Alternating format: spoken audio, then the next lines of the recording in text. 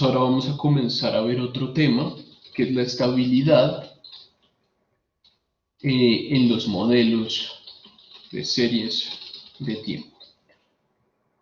¿Cómo vamos a determinar que un modelo es estable o es inestable? Y esto pues va a estar muy asociado al concepto de estacionariedad. Para eso necesitamos algo que es el operador de rezago.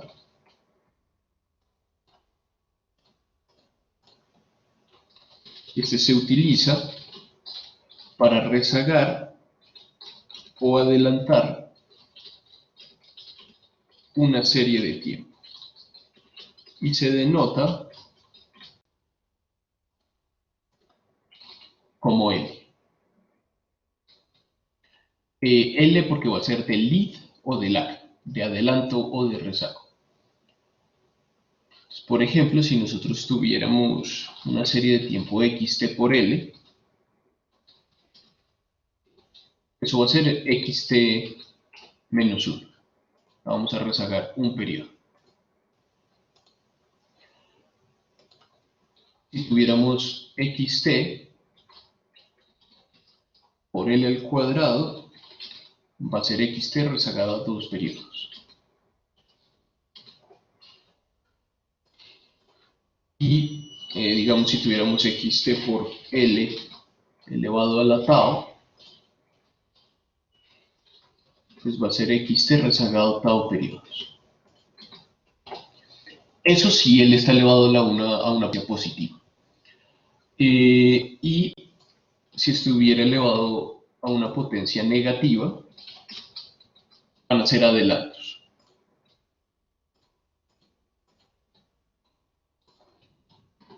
Xt por L a la menos 1 va a ser xt más 1 y así.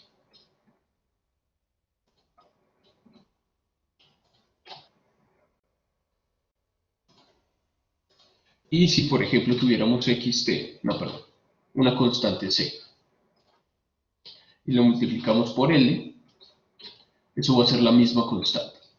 Que no importa si rezagamos o adelantamos una constante, pues va a ser ella misma.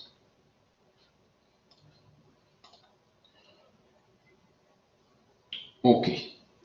También el operador de rezago lo podemos utilizar de esta manera. Digamos que tuviéramos xt por L más L menos 3. Esto sería xt más xt rezagada a 3 periodos. Es decir, es separable con la suma, el operador de rezago. ¿Sí, Daniel? ¿Por qué xt por L queda en xt? Quizás no sería xt más 1 o menos 1. Es el primer Ah, xt. Ajá. sí, qué pena. Ah, Sí, menos 1. vale. Y más 3.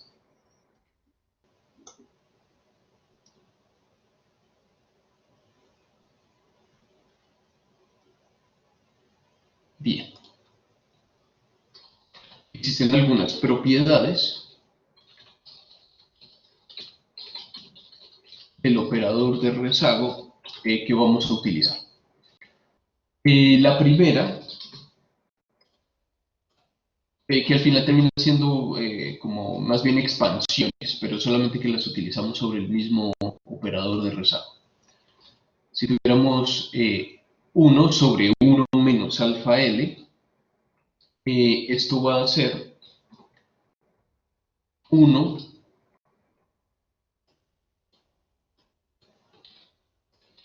alfa L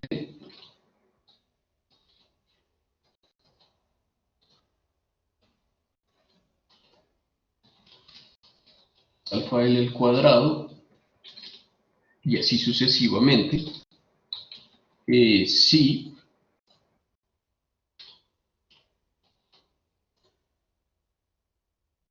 en valor absoluto alfa es menor a 1.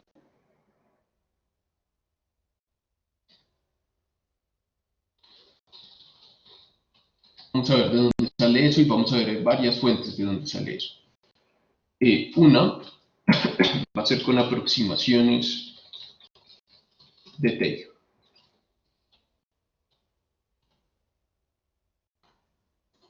Entonces eso nos dice que cualquier función f de x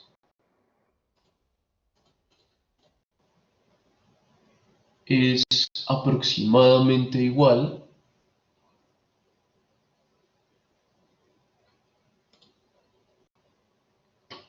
a la sumatoria desde i igual 0 hasta infinito, y pues cuantos más términos incluyamos, esto se va a transformar en una igualdad de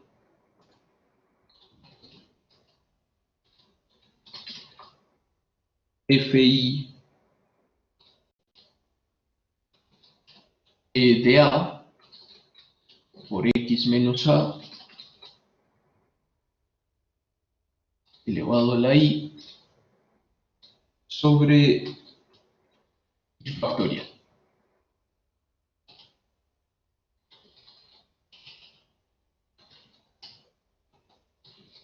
Donde fi de a es la 10ª derivada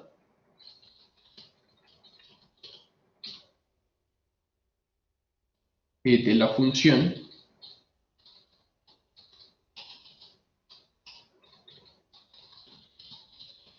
evaluada en a.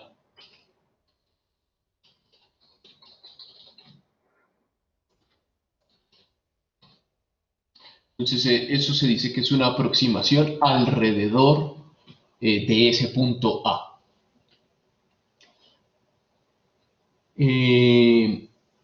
Bueno, y esto sí, pues creo que ahí está definido. ¿Y cuándo?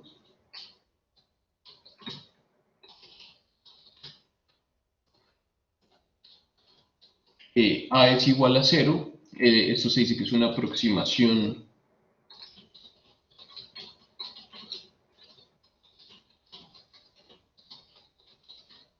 de Maclaurin.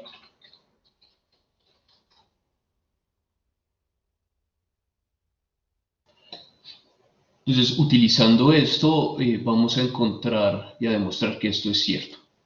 Entonces, nuestro f de x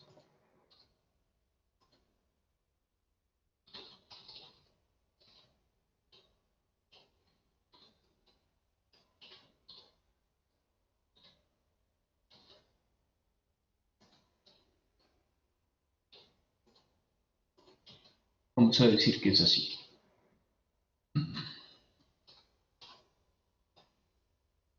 ¿Ahí tienen alguna pregunta o algo que agregar?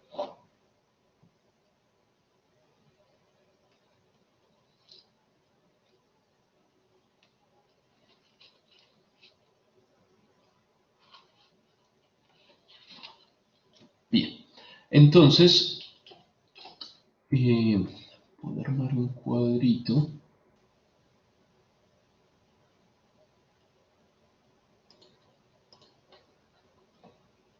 Acá vamos a colocar la derivada desde 0, 1, 2,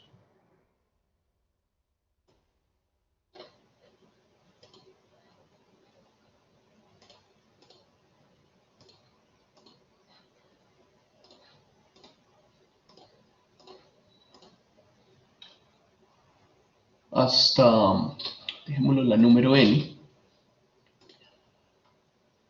Este sería acá fi de a, y luego la vamos a evaluar en 0, y listo. Esta no la necesitamos.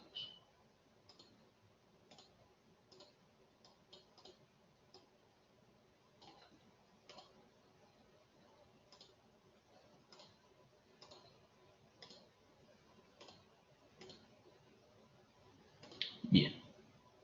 Entonces, pues de orden 0 sería la misma función, 1 sobre 1 menos x, y evaluada en 0, pues va a ser 1. La primera derivada sería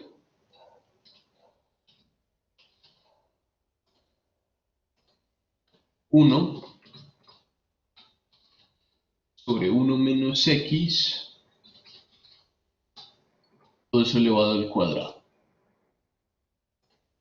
Y evaluado en 0, va a seguir siendo 1. ¿Cierto? Acá la interna es menos 1, y como está dividiendo, queda positivo. Sí, Daniel. Porque es que le estamos evaluando en 0. Para que sea de Maclaurin. Lo hacemos porque de hecho esta es una expansión de Maclaurin. Listo, gracias. Está bien. ¿Alguna otra duda? Bien. Pues acá esta quedaría 2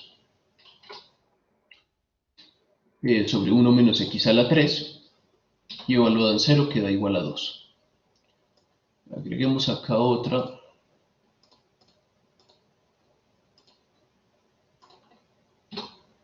Para la tercera, esto acá quedaría 6, perdón, sí, 6. Acá elevado a la 4. Acá sería 6.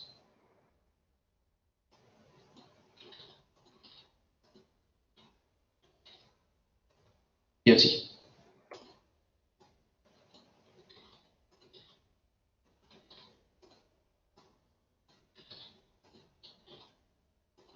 Si le hiciéramos para un número n, fíjense que acá quedaba 1, 1, 2, que termina siendo 2 por 1. Acá 6, que termina siendo 3 por 2 por 1. Es decir, si lo continuáramos haciendo de esa manera, acá quedaría n factorial sobre 1 menos x a la n factorial más 1. Y esto evaluado en 0 sería n factorial. 0 factorial es 1. 1 factorial es 1, 2 factorial es 2, 3 factorial es 6. Ahora, lo que nos dice la aproximación de Taylor es que tenemos que sumar todos estos números, y cuantos más números de estos sumemos, más cercana va a ser esa aproximación lineal.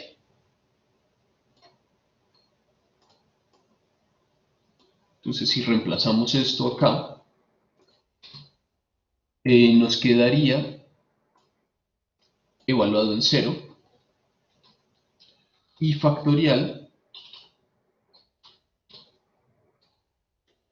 por x elevado a la i,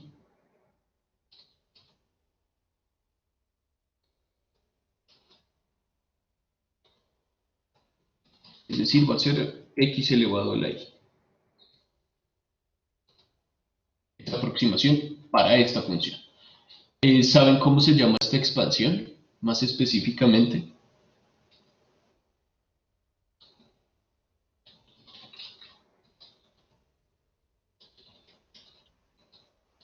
Geométrica.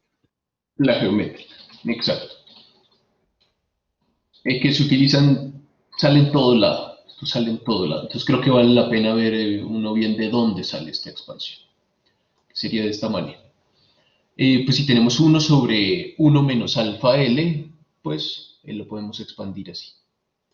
Ahora yo les coloqué una condición que decía que el valor absoluto de alfa tenía que ser menor a 1. Acá no vemos bien por qué eso se necesita. Para verlo, una segunda manera de encontrar esa expansión es hacer una sustitución.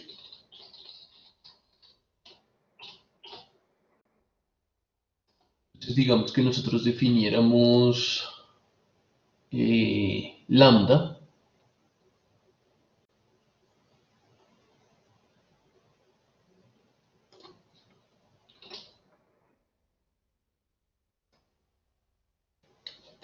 como la parte derecha de la expansión. Y a lambda lo multiplicáramos por alfa L. Acá nos quedaría alfa L por alfa L al cuadrado, más alfa L al cuadrado, más alfa L a la 3, y así sucesivamente. Si tomáramos lambda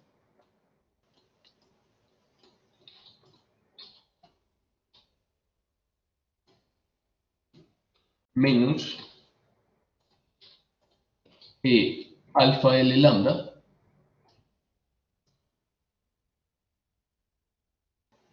este de acá, sí, bateo. Toda la razón. Ahí no va el factorial. Ahí no va el factorial. Perfecto, gracias. Mateo me pregunta si acá debería ir el factorial o no. La respuesta es no. Bien. Les pregunto, si hiciéramos esto, toda esta expansión menos toda esta, ¿cuánto les debería dar?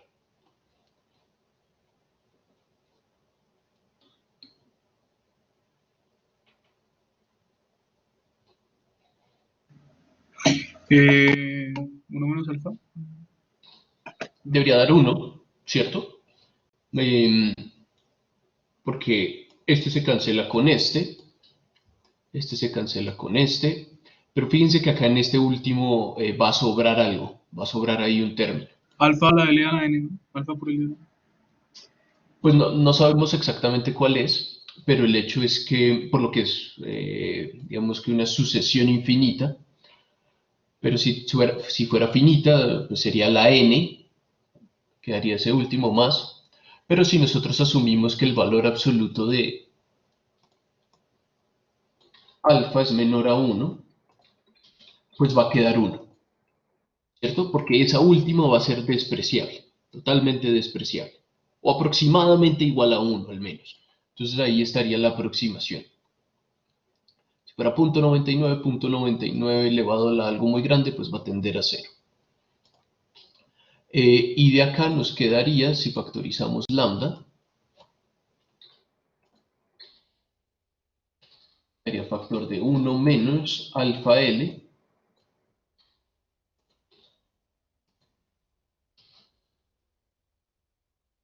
ok, está bien.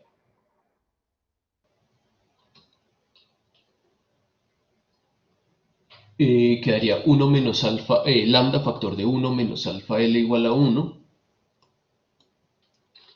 Es decir, el lambda va a ser 1 sobre 1 menos alfa L. Esa es la expansión de Taylor, ¿cierto? Pero acá pues claramente vemos que necesitamos esto para que esto sea así. Si no, ahí tendría ese último término elevado a algo muy grande y pues de hecho tendería infinito ese último término. Así sea 1.01, sea mayor a 1 en valor absoluto. No sería esto.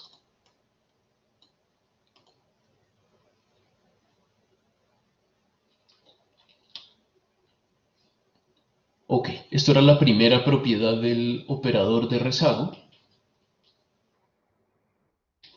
Segunda propiedad, que también se puede demostrar de estas dos maneras, no lo voy a hacer, es si acá tuviéramos 1 sobre 1 más alfa L, esto se puede expandir de esta manera. Acá solamente se van a intercambiar los signos. Y esto sucede pues porque acá digamos que la derivada interna quedaría positiva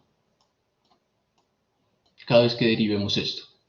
Entonces va a intercambiar de signo, se van a intercalar de signos. Los que sean acá impares, van a quedar negativos, los pares van a quedar positivos. No importa, intercambia el signo.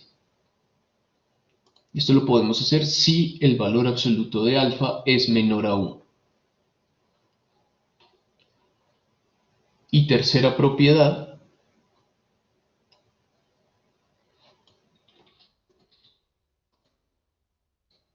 digamos que tuviéramos esto,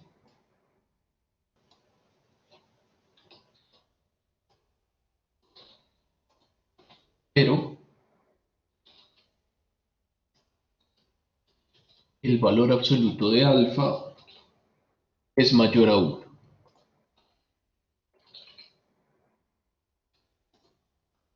Entonces, ¿cómo podríamos hacer esta expansión? Si el valor absoluto de alfa fuera mayor a 1. Pues claramente no la podríamos hacer así porque necesitamos que sea menor a 1. Entonces podemos manipular esto. Podemos factorizar menos alfa L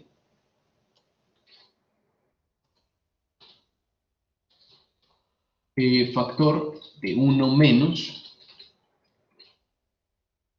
1 sobre alfa L.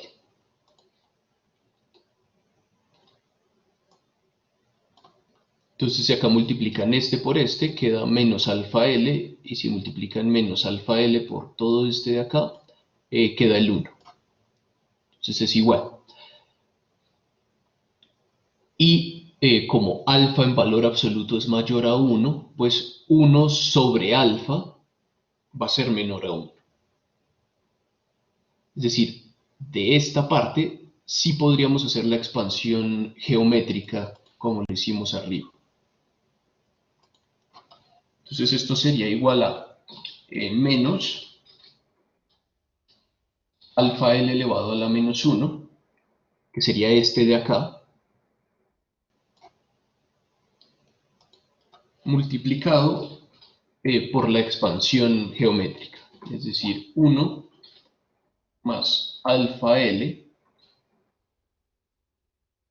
pero elevado a la menos 1, por lo que acá está dividiendo,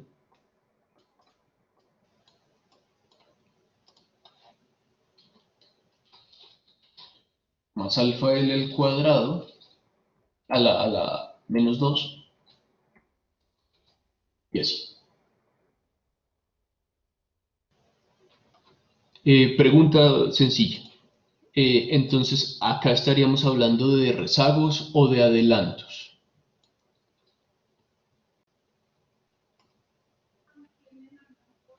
Adelantos. De adelantos, exacto. Por lo que está elevado a potencias negativas. En los otros dos casos estaríamos hablando de rezagos.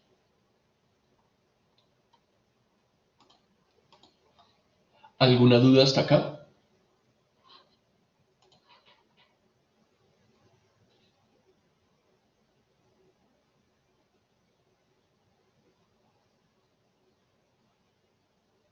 Bien. Entonces ahora vamos a hablar de ecuaciones en diferencia. Eso todavía sigue estando dentro del gran tema de estabilidad de los modelos de series de tiempo.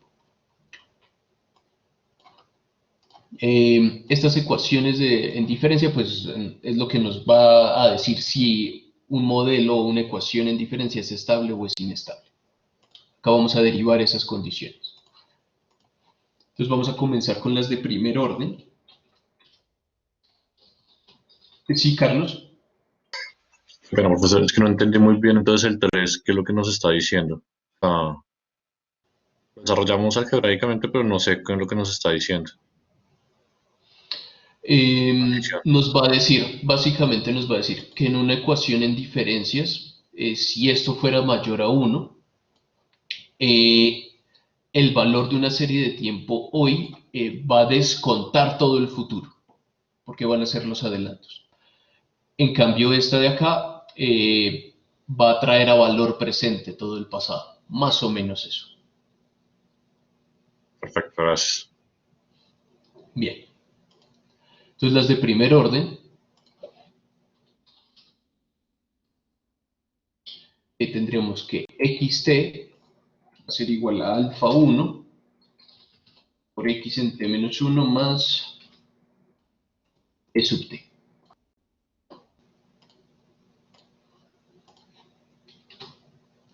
Esa va a ser una ecuación en diferencias de primer orden. ¿Alguien sabe o recuerda esto en términos de modelo ARMA? ¿Qué modelo es?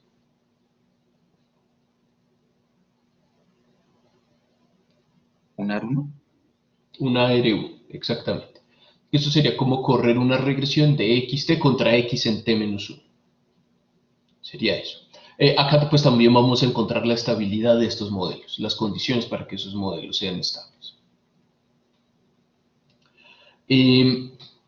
Para encontrarlas, vamos a hacer algo que es sustitución recursiva. Acá sobre esa ecuación. Y eso es para varios periodos de tiempo.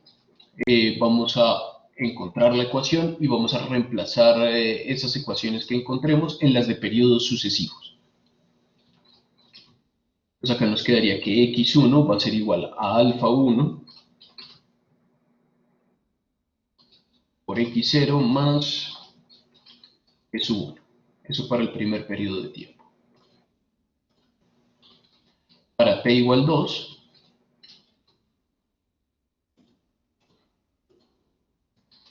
vamos a tener x2 va a ser alfa 1, x1 más e sub 2. Es decir, sería alfa 1 por x1, que es todo esto anterior, más e sub 2.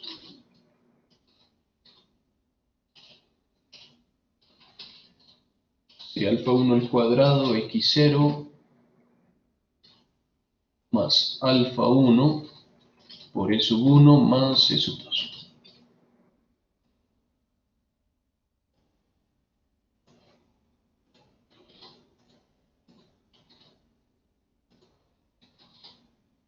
Para t igual 3, tendríamos que x3 va a ser alfa 1, x2 más e sub 3.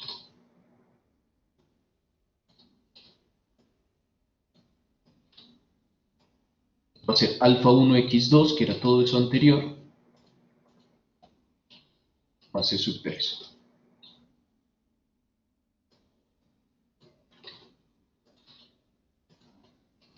Quedaría alfa 1 a la 3, alfa 1 a la 2, E1,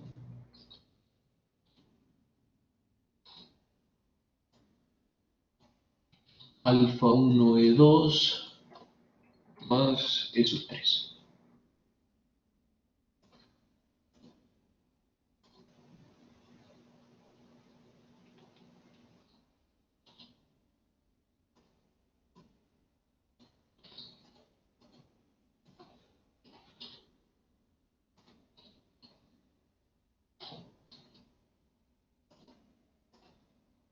Y así.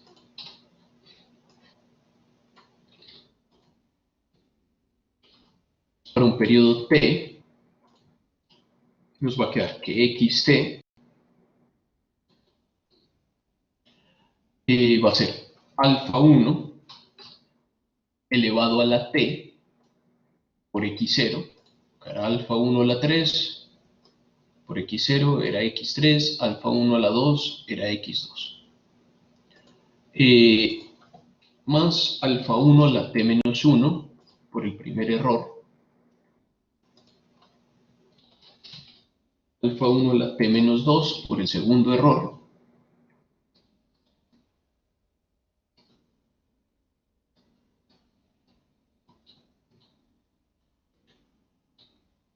y acá alfa 1 por et menos 1, y así hasta e sub t.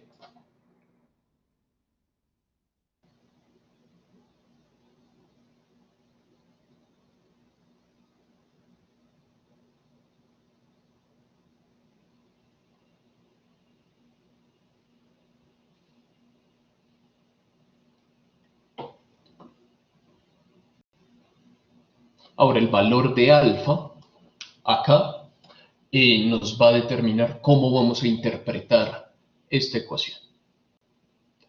Con eso dependiendo... Exacto. Con esto dependiendo de alfa aplicamos estas propiedades. Exactamente este. Si fuera menor a 1, pues utilizamos la primera y restando. Acá de hecho entraría restando. Utilizaríamos la primera. Si fuera mayor a 1, utilizamos la tercera. Y así. Bien. ¿Alfa determina qué? Perdón, de nuevo. Disculpe. La propiedad que vamos a utilizar.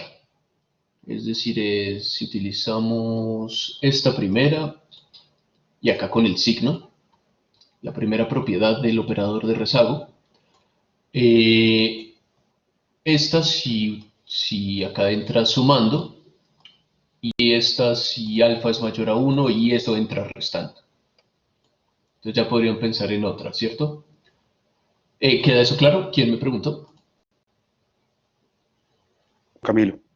Juan Camilo. Bien. Entonces, esto acá xt lo vamos a poder separar en dos.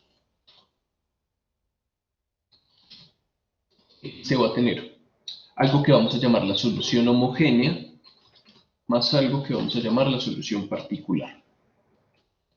Y ya les digo la interpretación de estas cosas.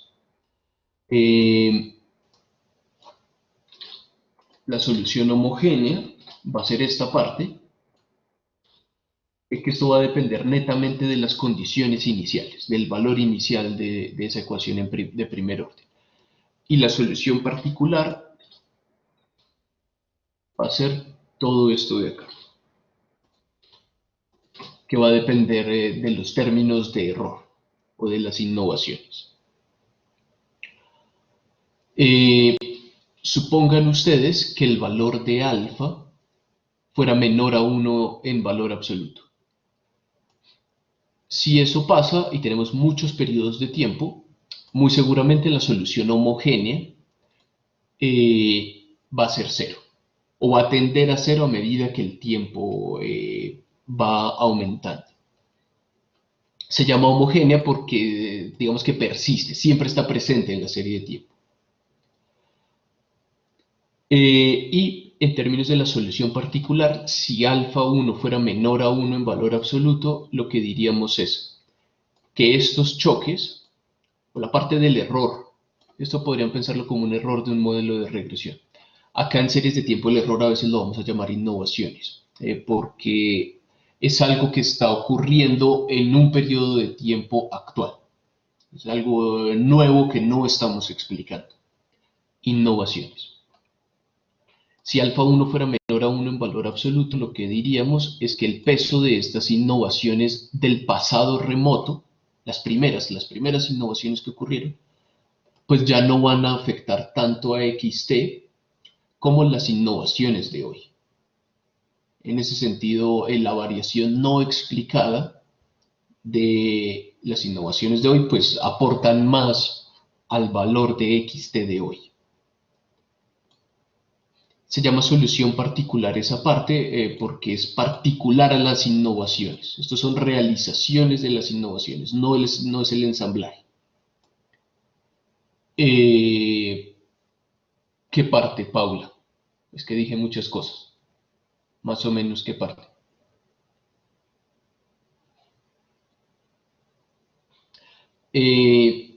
Ok, repito todo lo de la solución particular. Si el valor absoluto de alfa fuera menor a 1, lo que diríamos es que las innovaciones del pasado remoto no afectan el valor de xt, porque acá va a ser alfa 1 en valor absoluto menor a 1 elevado a la t, es decir, estos van a tender a 0, pero las del pasado reciente sí van a afectar más a xt. Y se llaman innovaciones porque dependen pues de las observaciones o las realizaciones de ET. No sé si queda más claro, Pablo. Bien, perfecto. Ahora supongan que el valor absoluto de alfa fuera mayor a 1.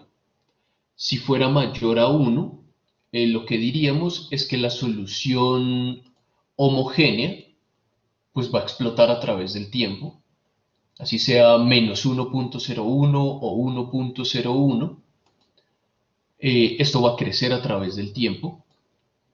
Y también diríamos, Pero digamos, mantengamos esto constante. Entonces supongamos que x0 fuera 0. Entonces no nos importa la solución homogénea para alfa mayor a 1 en valor absoluto. Y si eso pasara, también lo que diríamos es que los errores del pasado remoto son los que terminan teniendo más influencia sobre el valor de xt hoy relativo a los errores del pasado reciente.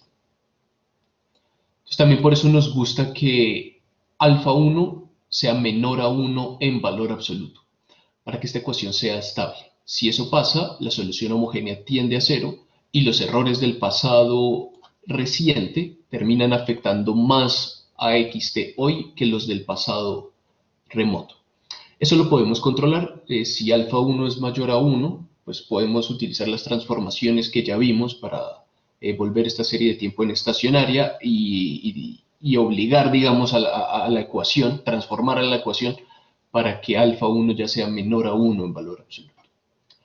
Sí, Daniel. Profe, una pregunta, cuando alfa, o sea, cuando les pone, o sea, cuando alfa es menor a 1, hablamos de que es una función respuesta. Como- No, no. Eh, Supongo que usted está hablando de impulso-respuesta, ¿cierto? Sí, Sí, no, pero no tiene que ser menor a 1. O sea, la cosa es que si es menor a 1, el impulso-respuesta, eso lo vamos a ver luego, va a tender a 0 a medida que hagamos más periodos de respuesta. Pero si es mayor a 1, va a tender hacia más infinito o hacia menos infinito. Pero eso es otro tema. listo, profe, gracias. Listo, bien. Eh, ¿Sí? ¿Alguna otra pregunta? No, creo que se le saltó el micrófono. Ok. De pronto una analogía les puede ayudar para diferenciar entre la homogénea y la particular. La solución homogénea podrían pensar que es la parte de stock, la solución particular es la parte de flujo. Entonces piensen en un tanque de agua. El stock pues es la magnitud de agua que existe, esto siempre está presente. Y el flujo pues es lo que va entrando y lo que va saliendo de agua, que eso depende de esas innovaciones, de la magnitud de las innovaciones y pues del signo de algo. Entonces en ese sentido, homogénea va a ser stock, particular va a ser flujo. No sé si les queda alguna otra pregunta hasta ahí, algo que quieran agregar.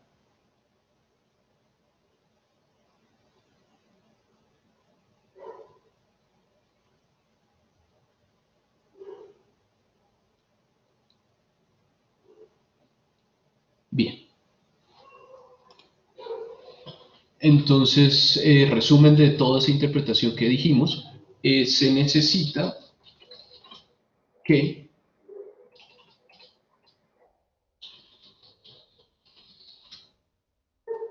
el valor absoluto de alfa 1 sea menor a 1 para que xt sea estable. Entonces, si ustedes observan una ecuación de primer orden, solamente mirando el valor de alfa 1 sabrían si eso es estable o es inestable. Ahora existe otra manera de encontrar la solución particular, que es utilizando las propiedades que vimos más arriba.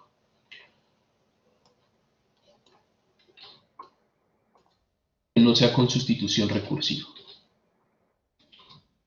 Digamos que tenemos esta ecuación en diferencias y utilizamos el operador de rezago. Entonces acá quedaría xt factor de 1 menos alfa 1 por L igual a E sub t. Nos quedaría que xt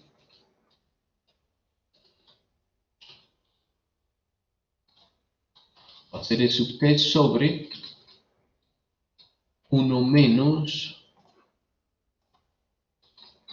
alfa 1 por L.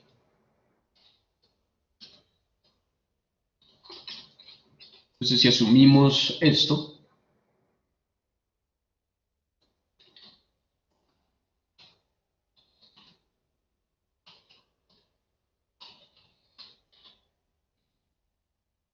y acá nos quedaría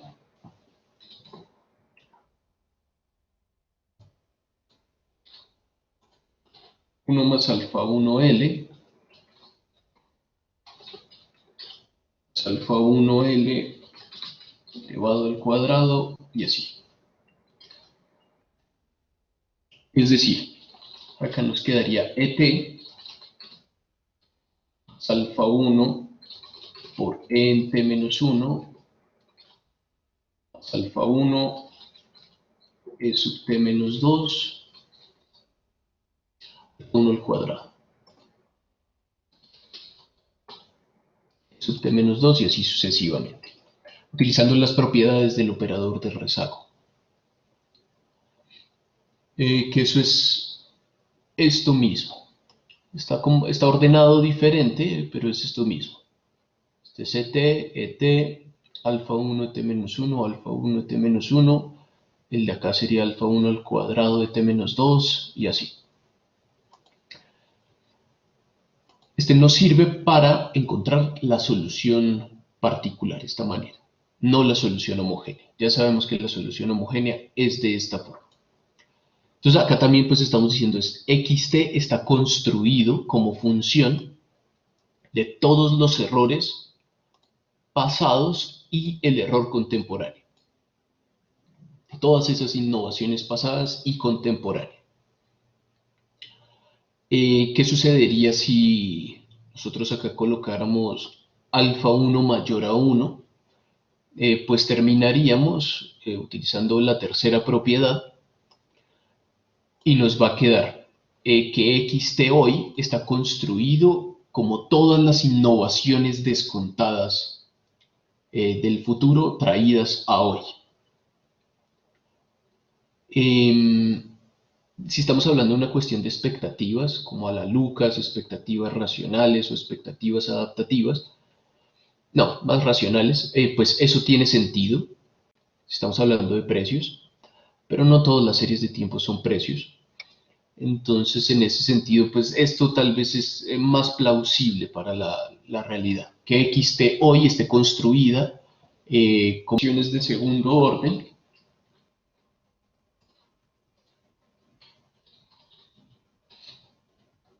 y vamos a derivar sus condiciones de estabilidad. Entonces acá tenemos que xt va a ser igual a alfa 1 por x en t menos 1 más alfa 2 por x en t menos 2 más e sub t. Los que recuerden algo de modelo ARMA o si alguna vez lo vieron, esto sería como un modelo AR2. Más adelante pues vamos a entrar en mucho detalle de eso. Ahorita solamente lo vemos como una ecuación en diferencia. Si lo vemos en términos de regresión, sería como si tuviéramos una variable dependiente xt, la cual intentamos explicar en función de su primer rezago y de su segundo rezago. Nos gustaría encontrar las condiciones bajo las cuales esta ecuación es estable o es inestable. Para hacerlo, vamos a utilizar el operador de rezago y vamos a factorizar en esta ecuación 1 menos, xt factor de 1 menos, alfa 1L menos alfa 2 por L al cuadrado, igual a E sub t. Y acá esto nos quedaría que xt va a ser E sub t dividido todo el polinomio de rezago. A esto de acá lo vamos a denominar el polinomio de rezago. Es un polinomio en L.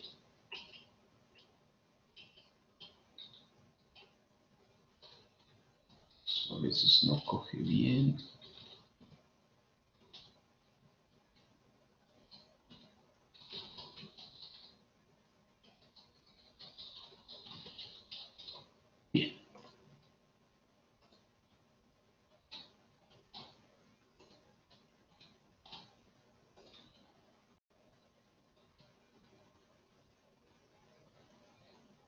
si quisiéramos utilizar la serie geométrica acá sobre esta serie de tiempo, para saber, bueno, pues vimos la clase pasada que si la ecuación era inestable, alfa 1 era mayor a 1, entonces al final xt estaría en términos de todos los errores futuros, como descontando todos los errores, todas esas innovaciones hacia el futuro.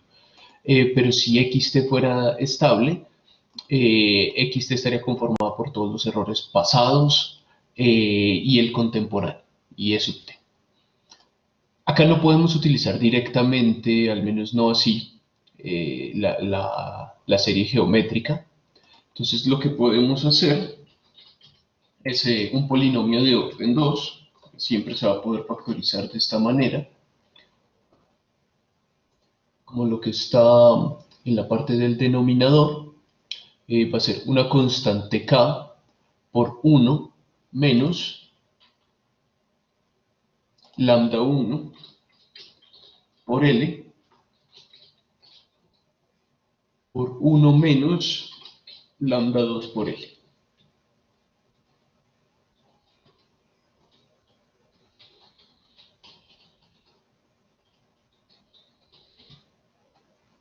Donde esos lambdas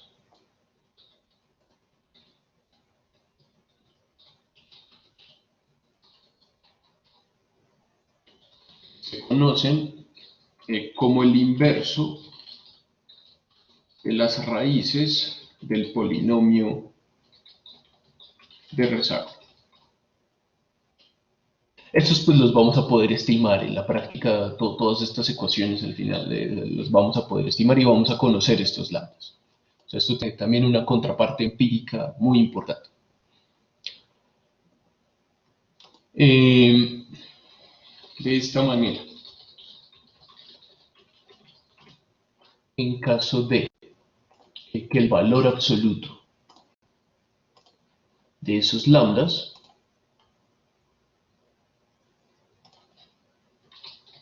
de los dos sea menor o igual a 1,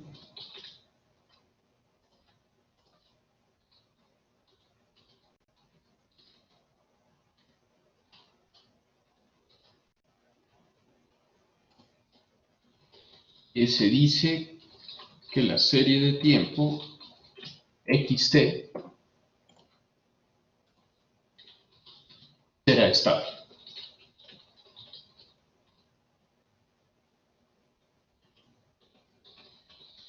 Si esto sucede, la solución particular de xt estará dada por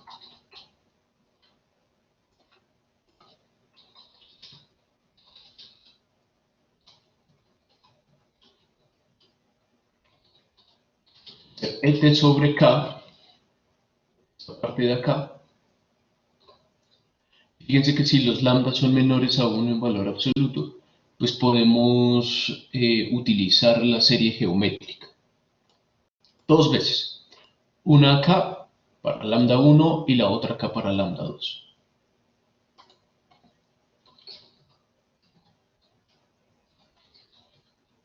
Nos quedaría 1 más lambda 1L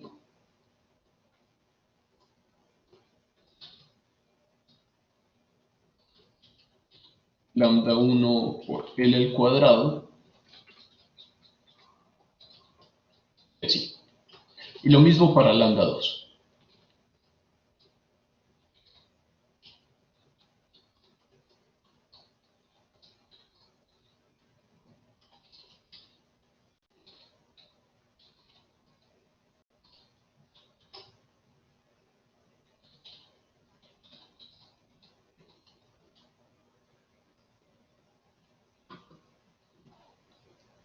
Si nosotros multiplicáramos estos dos polinomios, acá nos quedaría este 1 por todo este mismo polinomio, pues nos va a dar ese mismo.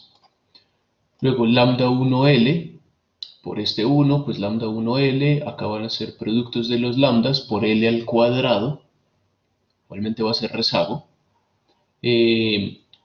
lambda 1 por lambda 2 al cuadrado por L a la 3, igualmente va a ser rezago. Y si todos los lambdas son menores a 1 en valor absoluto, pues al final todos esos productos de lambdas, a medida que aumente el rezago que lo acompaña, pues se va a hacer mucho más pequeño. Acá vamos a llegar a la misma conclusión que habíamos dicho en la clase pasada. Los errores rezagados y remotos muy antiguos, pues ya van a tener muy poco peso para afectar a XT de hoy.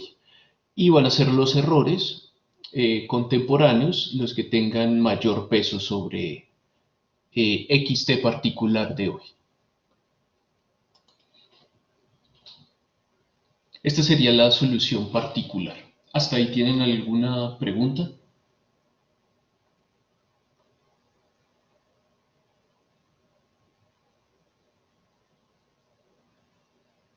Bien. Una pregunta. Sí, cuénteme. Profe, es que no sé, lo que lambda 1 se conoce como el inverso de las raíces del polinomio, ¿más adelante lo vamos a desarrollar? O... Sí, ahorita hacemos un par de ejercicios para que vean de dónde salen esos números, porque acá sí, entiendo que esta igualdad sea algo difícil de creer. Ahorita hacemos un par de ejercicios para que vean esto. Muchas gracias, profe. Bien. Ok, entonces esa era la solución particular.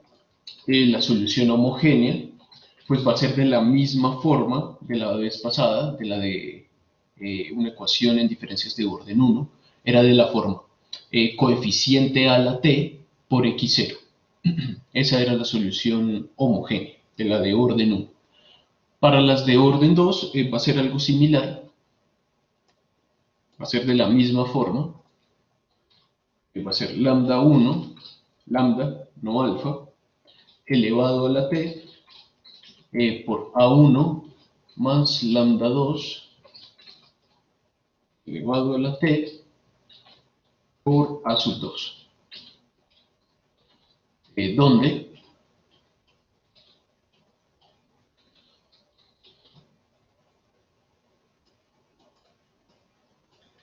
A sub 1 y A sub 2 son los valores iniciales de la serie de tiempo. Podrían pensar que esto es como una recursión también, la ecuación en diferencias de orden 2. Digamos, quisiéramos construir x3 nosotros. Para eso necesitamos un valor inicial para x2 y un valor inicial para x1. Esos van a ser estos, A1 y A sub 2. Estamos en unas condiciones iniciales para comenzar, digamos que a iterar esta recursión. Estos son esos números que se dieron en el comienzo de la historia. Pues también puede ser de mucho interés. Y fíjense que la solución homogénea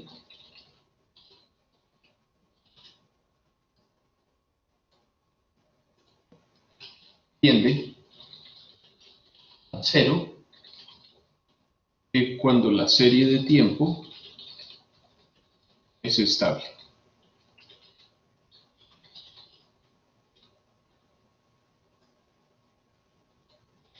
Si los lambdas en valor absoluto son menores a 1, pues esto elevado a la t va a hacer que la solución homogénea tienda a 0 a medida que crece el tiempo. Al igual que pues en el caso de la ecuación en diferencias de orden 1. También tendería a 0 si o bueno, sería 0 de una vez, si los valores iniciales fueran 0.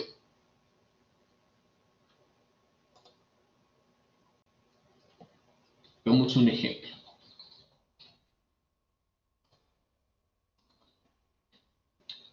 Digamos que tuviéramos una serie 6xt más 5xt menos 1 más xt menos 2 igual a E sub t. Esto para una ecuación en diferencias pues de orden 2. Y quisiéramos saber si esa ecuación es estable o es inestable. Entonces podemos calcular el polinomio de rezago, solamente factorizando. Acá sería xt factor de 6 más 5L más L al cuadrado igual a E sub t.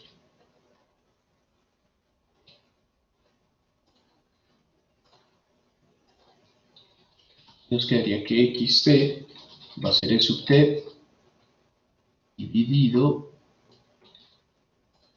toda esta parte de acá.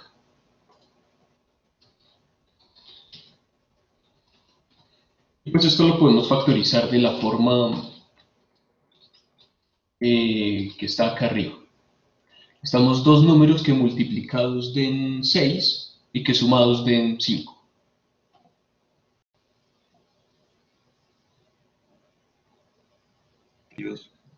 Perfecto. Entonces sería 2 más L más L. Esto necesitamos que esté de la forma 1 menos para poderlo factorizar de esta manera y hacer la expansión. Y de esa manera pues encontrar los lambdas. Entonces acá esto sería sub t. Del primer término voy a factorizar un 2. Del segundo término voy a factorizar un 3. Entonces ahí me quedaría 6. Y quedaría 1 más L medios por 1 más L tercios.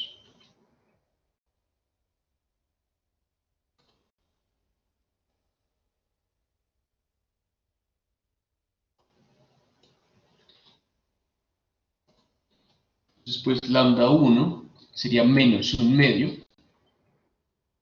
está más. Eso tiene que ser de esta forma para poder encontrar los lambdas. Eso quiere decir que el lambda es negativo. Lambda 1 sería menos un medio y lambda 2 sería menos un tercio.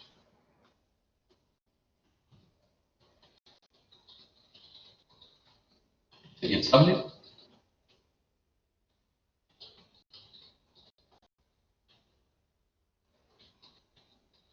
Sí, cierto, menores a 1 en valor absoluto los dos. Esta ecuación va a ser estable. Otra manera de hacer esto, sí, Daniel. No me queda muy claro por qué concluimos que los lambdas son negativos. Perfecto, Daniel. Es porque para poder encontrar los lambdas, la factorización debe ser de esta manera, la forma 1 menos.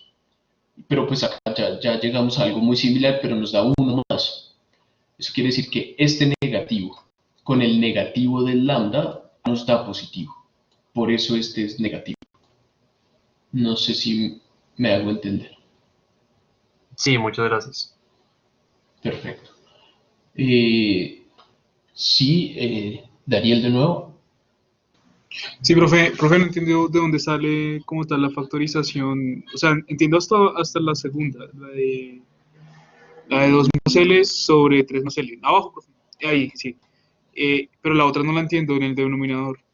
Perfecto. De acá, de esta Daniel, factoricé un 2. Entonces queda 2 por 1 más L medios, pues nos queda 2 más L.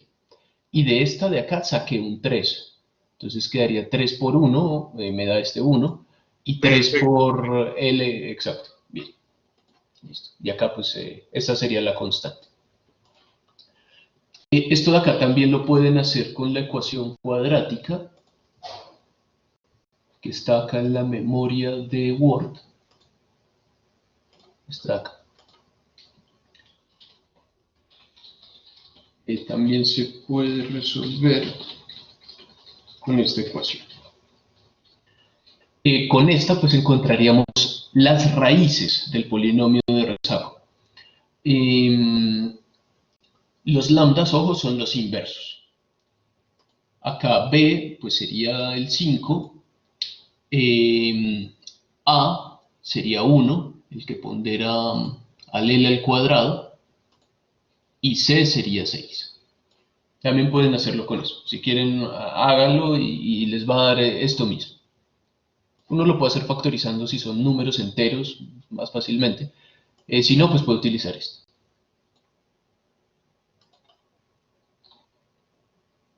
Bien. Esto era para una ecuación en diferencias de segundo orden. Ahora imagínense que tuviéramos una ecuación en diferencias de orden P. Sí, Diego. Profe, ¿y si el polinomio no tiene raíces reales, se hace igual también la misma expansión o funciona diferente? Se puede hacer la misma. Ahorita vemos el caso cuando esto sea imaginario. Porque tenemos que saber, Diego, cuándo esa ecuación va a ser estable y cuándo no. Y pues si nos da con un número imaginario, pues de pronto no sabemos exactamente si eso es mayor a 1, menor a 1 en valor absoluto. Entonces, ahorita derivamos esa condición. Perfecto.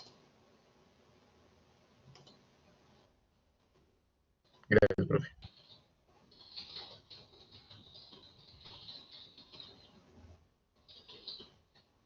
Entonces podríamos hallar, bueno, imagínense que fuera una ecuación en diferencias de orden P. Y esto fuera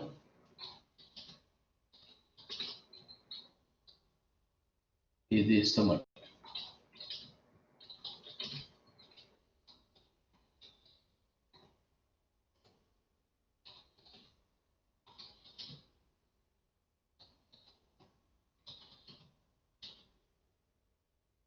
Tenemos xt contra p rezagos de xt.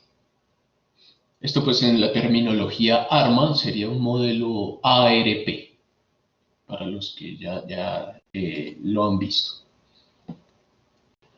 Si nosotros quisiéramos saber si esta ecuación es estable o es inestable, lo que haríamos es acá calcular el polinomio de rezago y pasarlo a dividir al ET. Entonces sería 1 menos alfa 1L y así.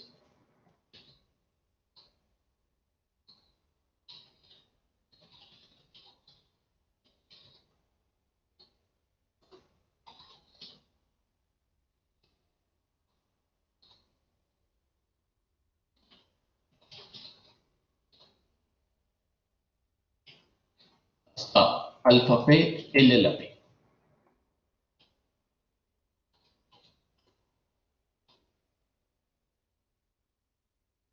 Y esta, al igual que un polinomio de segundo orden, se puede factorizar en productos de muchos polinomios. También aparecería una constante K por 1 menos lambda 1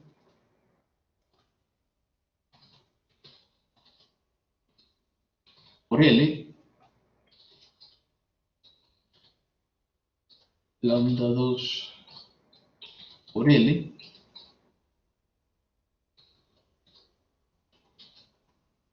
y así.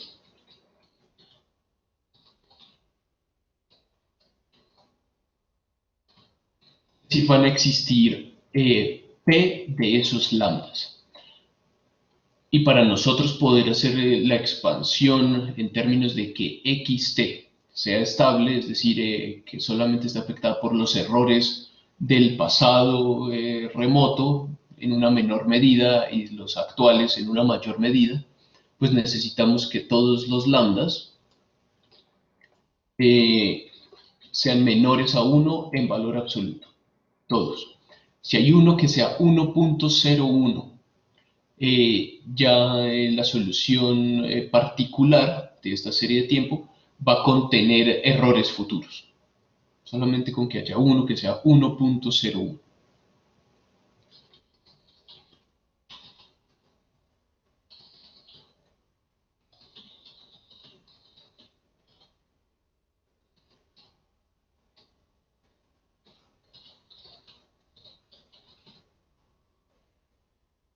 Eh, no tiene que ser la suma, Esteban. Se miran de forma independiente. Porque acá al final, cuando hagamos la expansión, nos quedaría el producto de P de estas expansiones. Entonces lo que importa en realidad es el producto de todos los lambdas. Y si todos son menores a 1 en valor absoluto, pues acá todos los errores del pasado remoto van a tener un peso cercano a cero a medida que crece el tiempo. En realidad lo que interesaría más es el producto, no la suma. No sé si queda claro.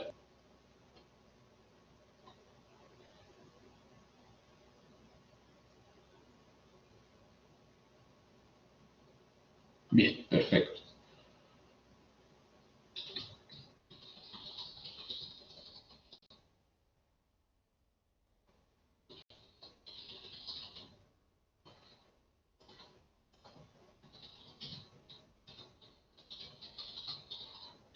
XT sea estable. Bueno, esta era la solución. Bueno, con esta ecuación uno puede encontrar la solución particular. Escribámosla. XT particular sería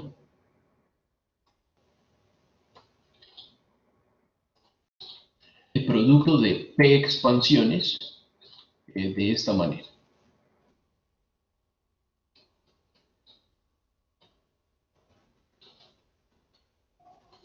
Con lambda P y lambda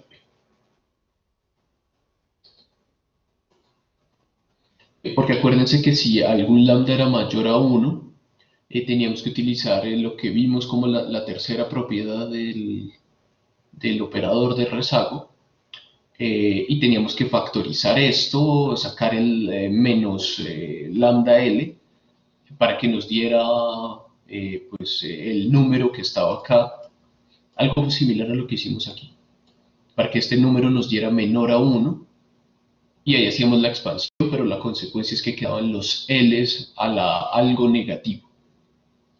Entonces, pues ahí quedan los errores del pasado. ¿Cuánto el error? Sobre K. Ahí quedan los errores del pasado remoto, sin pesar nada, porque no van a terminar afectando, sino que los únicos que van a afectar van a ser los del futuro, como si lo descontáramos todo. Y la solución homogénea va a ser de la misma forma que la que está arriba, solamente que ahora vamos a necesitar P valores iniciales.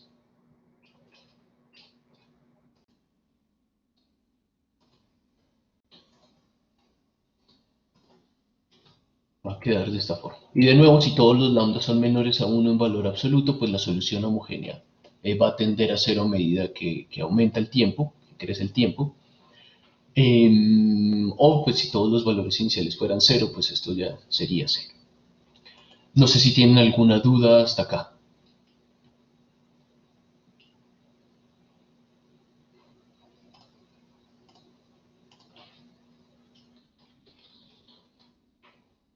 La clase pasada se nos olvidó, pues se me olvidó, decirles a todos que votáramos por si Collaborate y Teams. Y algunos, pues yo dije chao, nos vemos la otra clase y se fueron rapidísimo y no alcanzamos a votar.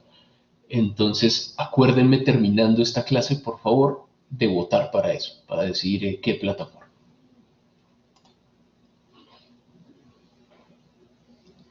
Listos. Entonces, ahora podría suceder lo que me estaban comentando ahorita, que algunos de esos lambdas sean raíces imaginarias o complejas.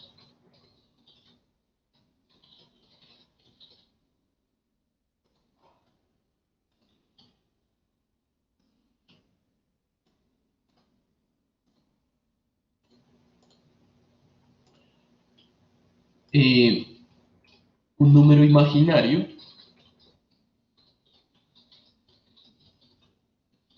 es de la forma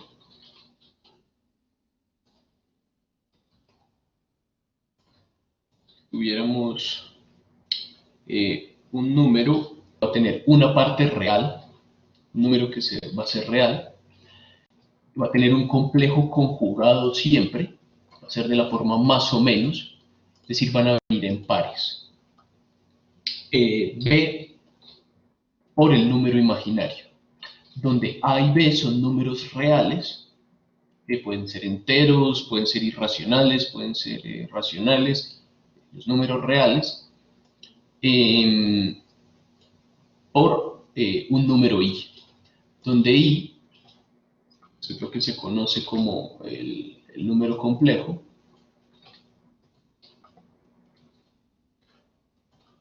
Esto es raíz de menos 1. Así lo vamos a ver. Y pues tiene unas propiedades, y es que si lo elevamos al cuadrado nos queda menos 1, si lo elevamos a la 3 nos queda 1 y así. Y también tiene un ciclo, porque si lo elevamos a alguna potencia volvemos al imaginario.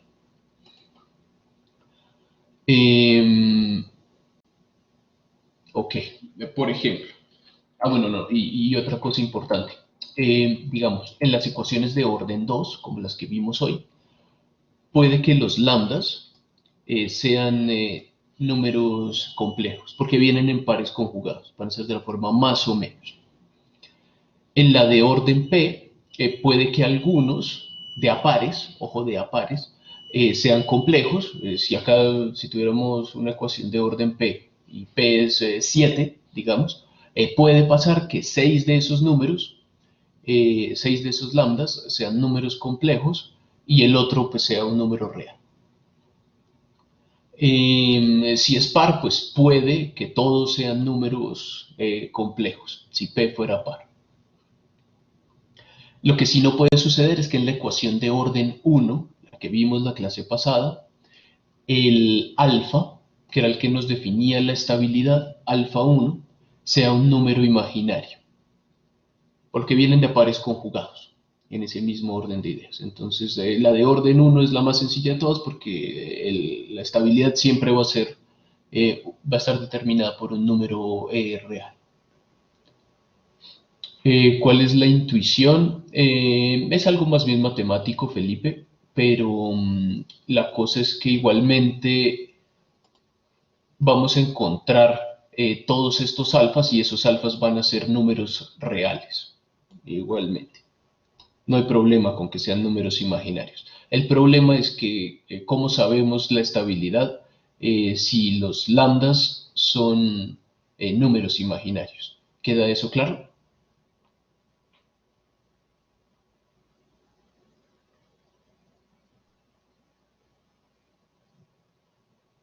Profe, entonces, no sé, por ejemplo, si tenemos que lambda 1 es igual a la raíz de menos 1, ¿cierto? Entonces, lo que está diciendo es que si son pares que se van intercalando, es decir, pues lambda 1, L al cuadrado, pues lo convierte en menos 1, y luego el otro no es imaginario, luego el otro imaginario, ¿así? Sí, algo por el estilo, algo por el estilo. La cosa es que si nos diera que lambda 1 es I, entonces pues necesitamos saber si eso es estable o es inestable. Ahora, para conocer eso, hagamos un ejemplo para que les quede de pronto un poco más claro. Digamos que tuviéramos que xt fuera igual a menos 2, xt menos 1, menos 2, xt menos 2. Se subte.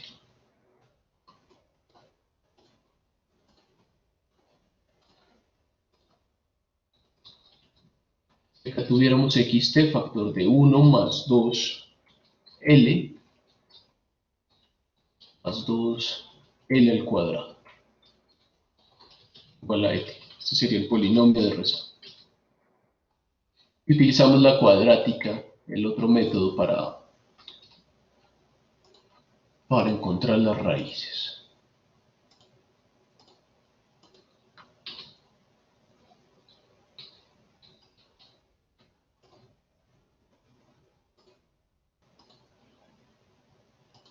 Entonces acá sería de la forma.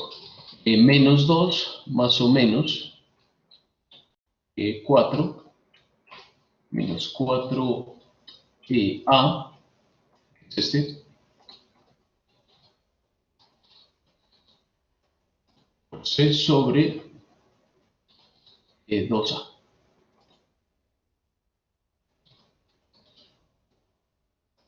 Aquí nos quedaría menos 2 más o menos raíz de 2, 2 raíz de menos 1, perdón. Quedaría 2 raíz de menos 1, sacando acá la raíz del 4 que queda adentro, sobre 4.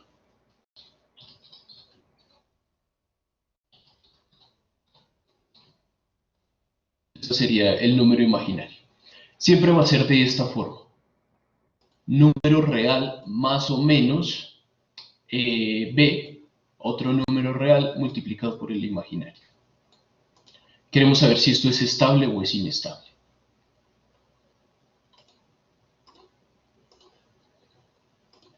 Vamos a encontrar esa condición geométricamente.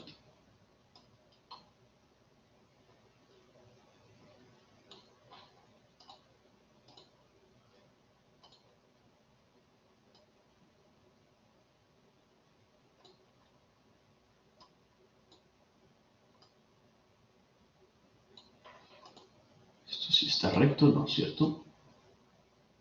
¿Cómo así? Listo, perfecto.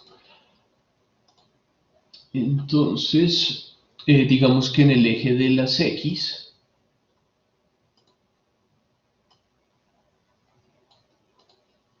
tuviéramos los números reales,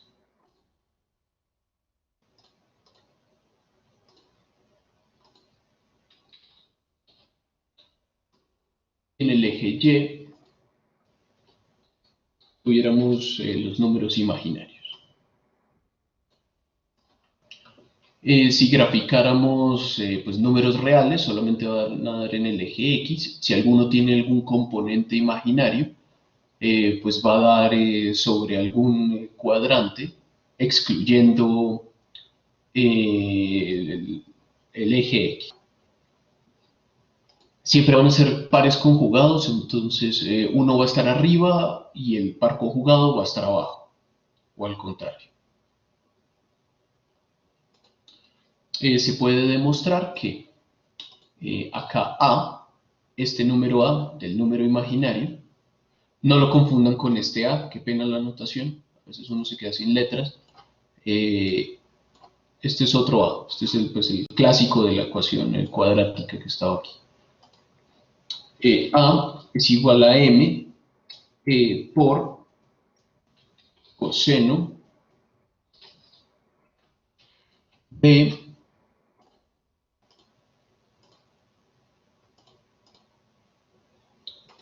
phi y B, este otro número real, es igual a M por seno de phi.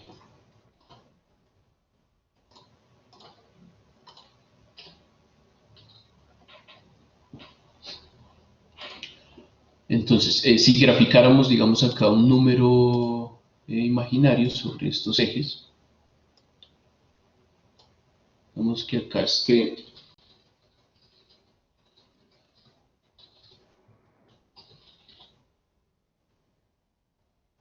no se puede correr fácil.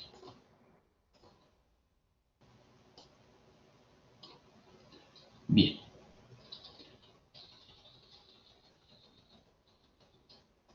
Perfecto. Digamos que los números imaginarios nos den acá. Esta va a ser la parte real del número imaginario, es decir, aquí va a estar A.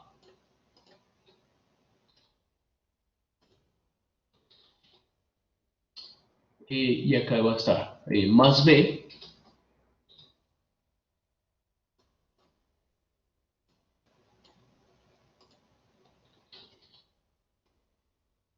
y acá va a estar menos b.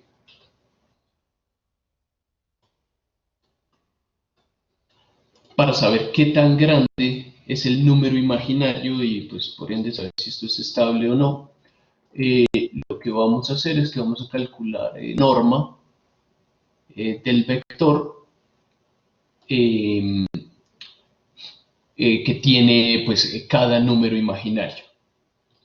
Esa norma va a ser ese número m que está allá en la parte de abajo definiendo a y b.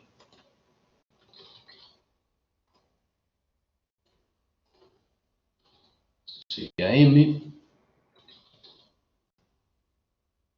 eso también sería e. Van a ser iguales porque pues, son complejos conjugados. Y m, que es lo que nos interesa para saber si esto es estable o no,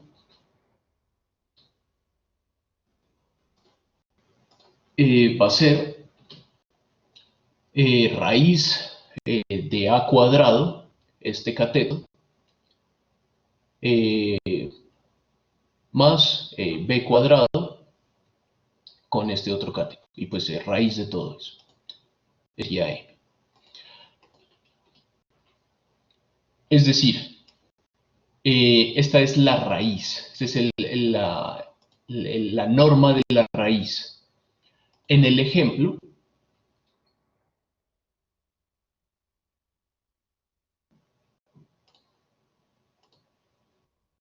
sería 0,25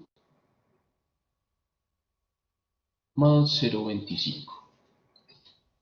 Raíz de eso. Que esto es 0,7. Aproximadamente, 0,77. Sobre la raíz, ojo. Nosotros necesitábamos que el inverso de la raíz fuera menor a 1 en valor absoluto para que la ecuación fuera estable.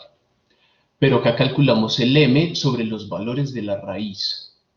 Es decir, en ese sentido necesitaríamos es que este número fuera mayor a 1 en valor absoluto para que sea estable. Entonces pregunta, con base en todo lo que dije, ¿este sería estable o sería inestable? Inestable. Exacto, sería inestable. Porque lo calculamos sobre la raíz.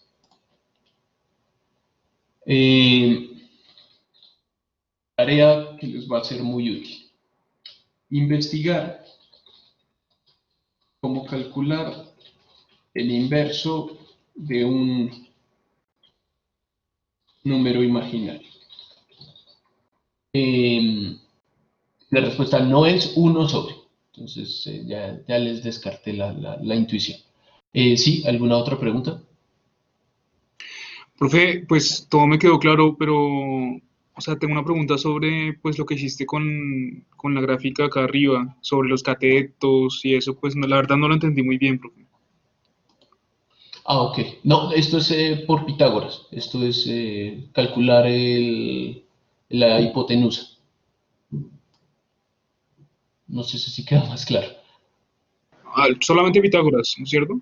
Sí, exacto. Esto es un triángulo.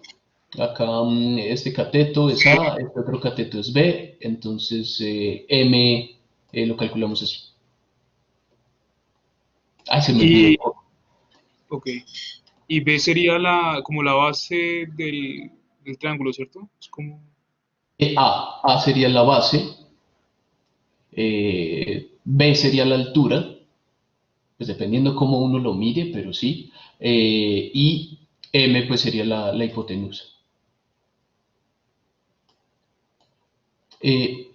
Este phi de acá es el ángulo que está entre...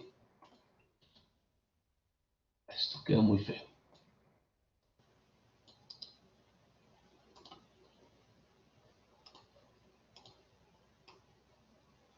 Así. Es el ángulo que está entre el eje de los reales y el vector. Pues va a ser el mismo ángulo, exactamente, arriba y abajo. Sí, Profesor, ¿usted me podría volver a explicar por qué decimos que es inestable? ok, está bien, Carlos. Habíamos dicho antes que la ecuación era estable si los lambdas, el inverso de las raíces, era menor a 1. Acá calculamos fue la raíz de este polinomio. Por lo tanto, pues siguiendo, siendo consistentes con la parte anterior, necesitaríamos que la magnitud o esta hipotenusa de las raíces sea mayor a 1 en valor absoluto para que sea estable, por lo que es de las raíces. No sé si queda claro, Carlos. Sí, perfecto, gracias. Bien. Entonces, pues ya, si ustedes investigan esta tarea, hacen la tarea y calculan el inverso y luego calculan la norma del inverso, esa les tiene que dar menor a 1 en valor absoluto para que la ecuación sea estable. Ya sabiendo cómo calcular el inverso. Esto en Ibius lo llaman el módulo de la raíz. Luego vemos unos ejemplos. Entonces, si utilizamos estas definiciones,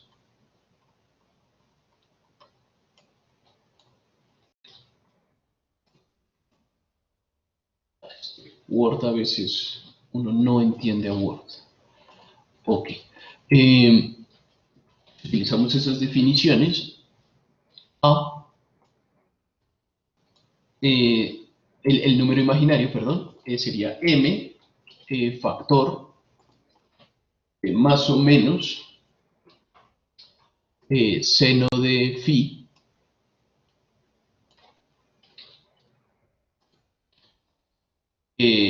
por i y por seno de phi.